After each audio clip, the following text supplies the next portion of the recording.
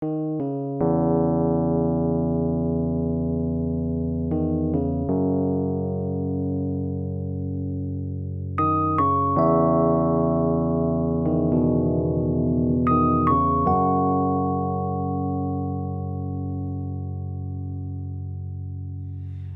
welcome back to the Mostly Professional podcast, where we talk about the space between beginner and master of craft and career. And today is my lovely guest, Kobi Louis. Kobi, Hello. thank you for being on the show. Hello.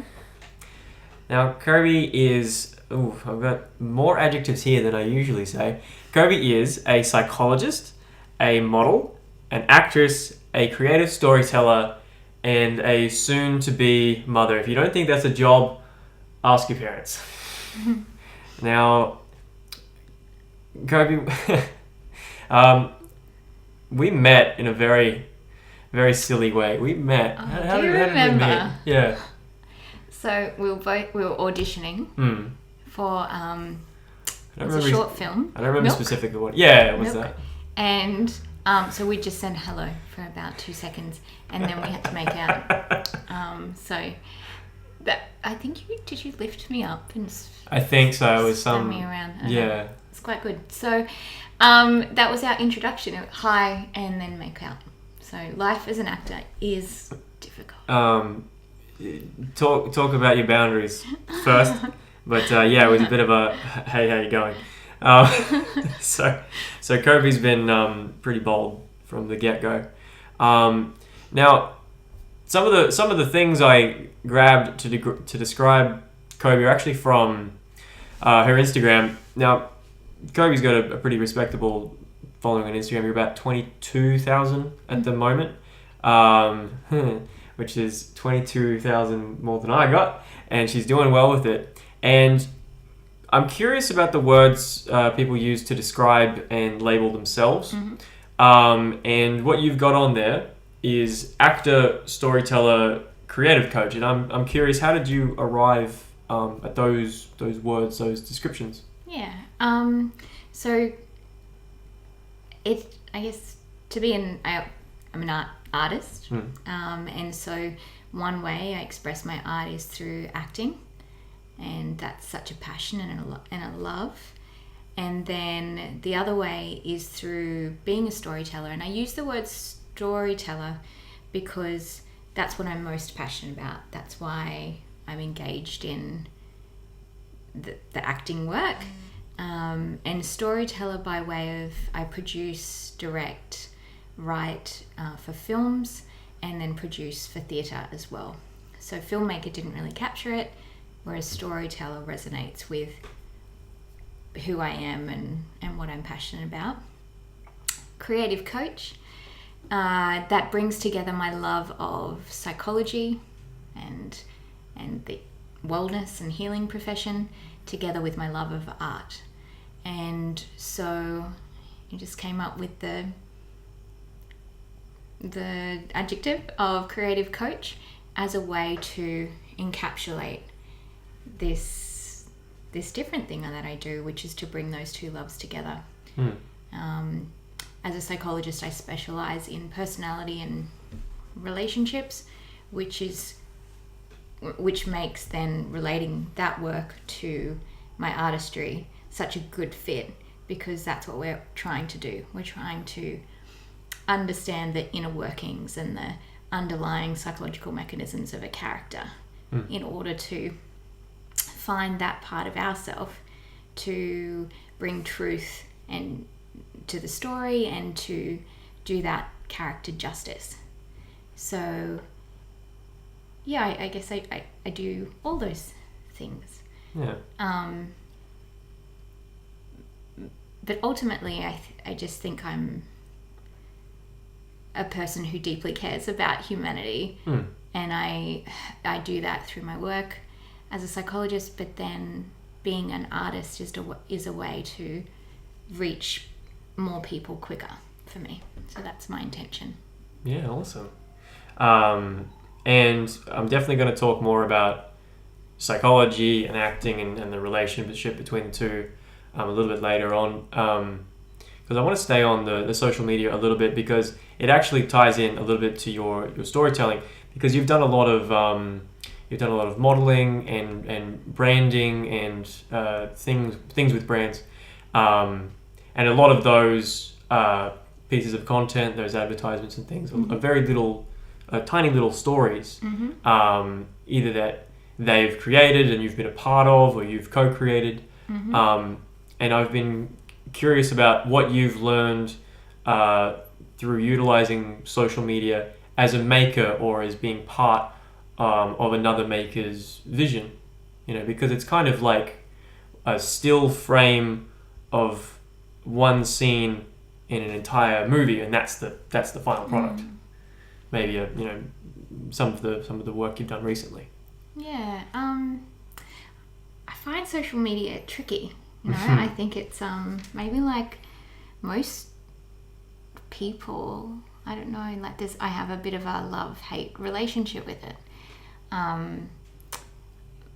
My goal is, I do like to connect with people who I genuinely like, and I want to help in any way I can to help them thrive and get the word out about them. Generally, if I'm doing a collaboration, it's with someone that I work with, and then it's just natural to want to kind of spread the word about this great company. One that I'm just about to start some work with is called Unoya, and it's run by this beautiful girl called Jackie, who creates essential oil blends, and so we're actually creating together a perfume blend in the name of Willow that's all about self-compassion.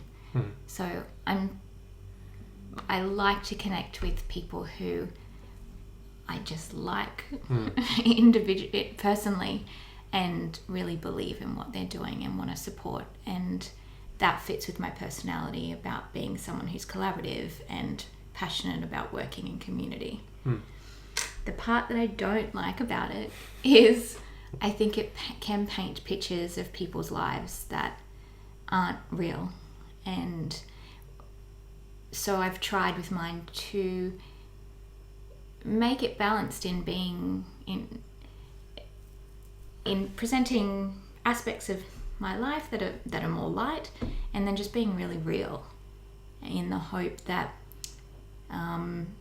someone might visually like something, and then if they read the paragraph, that in some way that may touch them in some way, so that they don't feel so alone. So I try to keep it balanced between just general chit chat and then more deeper. Yeah. So to bring the humanness to social media. Because again, we'll talk about this in more detail later, but especially as a psychologist, and knowing the kind of effects, positive and negative, of, I guess, that kind of rose-colored glasses effect that social media can have. They're so beautiful and they're having such a fun life, and people usually just showing the highlights or a scrubbed up version of just a normal thing. Yeah. And I do see the negative effects of it, especially in practice. I've definitely experienced it myself. I think it can be utilized as in a negative way to compare oneself. So I'm very selective in terms of what I buy into to follow, and I try and just follow things that I find nourishing and that align with my personal values. Yeah, great. So I guess this is more of this is similar to what you're talking about, the kind of the mindfulness of what you put out there, and how you kind of shape the version of reality that you're experiencing. What goes through your mind when you make a post or make content or share something, both in terms of how you want it to impact people, but just some of the nitty-gritty? Because one of the things I've seen you do really well, which can be seen as both practically useful and very inclusive, is the way that you really like to be social at events, take photos with lots of people. If you're in a photo with someone else, or if you're in their photo, and tagging people and bringing more people into the front, if that makes sense. And how do you approach wanting to include more people in the content, the stories, everything like that? I think being community driven and being someone that is at my core passionate about people. Like, I just have a love of people in general, and very friendly. I like to celebrate the people that I get to work with, or that I come into contact with, and I'm just so excited about what they're doing. I think social media can be used to buy into this me, myself, and I culture that exists, or you could also utilize it in a really positive way to bring light to, yes, what you're doing, but what are all the people that you surround yourself doing as well. So my goal with social media is to find positive ways that it can be useful, and to mindfully stay away from buying into some of the negatives of it. So, yeah. Because I've definitely seen, if you're on a set or if you've done a project, I guess it's simultaneously a way to credit people. Yeah. Here's this thing that I was a part of. Here are the people that I worked with. Yeah. But also, I guess, depending on your role in a certain thing, but especially if you're in front of the camera, then and I guess this is where some people can be either too self-conscious or egotistical to go, I'm the person on the thing, I'm the most important factor in this. And I think what you do with the way that you include other people in, it's not just me, 40 other people helped make this happen. Yeah. And 40 amazing people. Yeah. And that none of this would exist without them. And I'm a part, just a small part, a cog in a wheel, that art doesn't get created by itself, that it's so collaborative. And that's what's so beautiful, because we all bring our different artistries and bring them together. Yeah. So. Yeah, for sure. Being aware that there's other people involved, and I actually learn a lot when I see the names of people and things, because at least on our level where we work and the industries that we work in, there's a lot of crossover. Like, maybe your makeup artist for your short film, I'm like, oh, I know her. Yeah. Good on her. She's doing that. Exactly. And then you can talk to that person and be like, how's that thing I heard? It's almost a talking point. Yeah. In a way.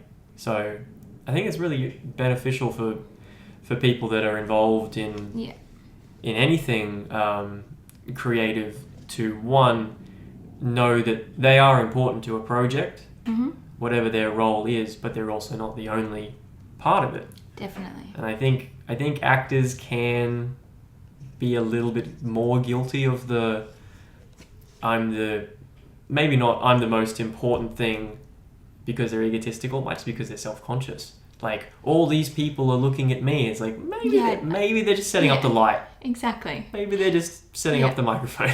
And everyone's trying to tell their story with their gifting. So you mentioned a makeup artist, and fortunately I've worked with many I love. One, her name's Elise, and we'll pop her details at the end. And she's incredible. And when I met her, she was starting out, and now she's worked, because I recommend her to as many people as I possibly can. So now she's on sets all the time.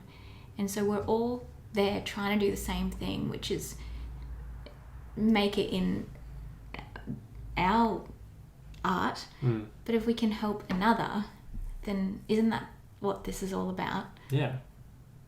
We all just need a bit of a helping hand, and nothing happens in isolation.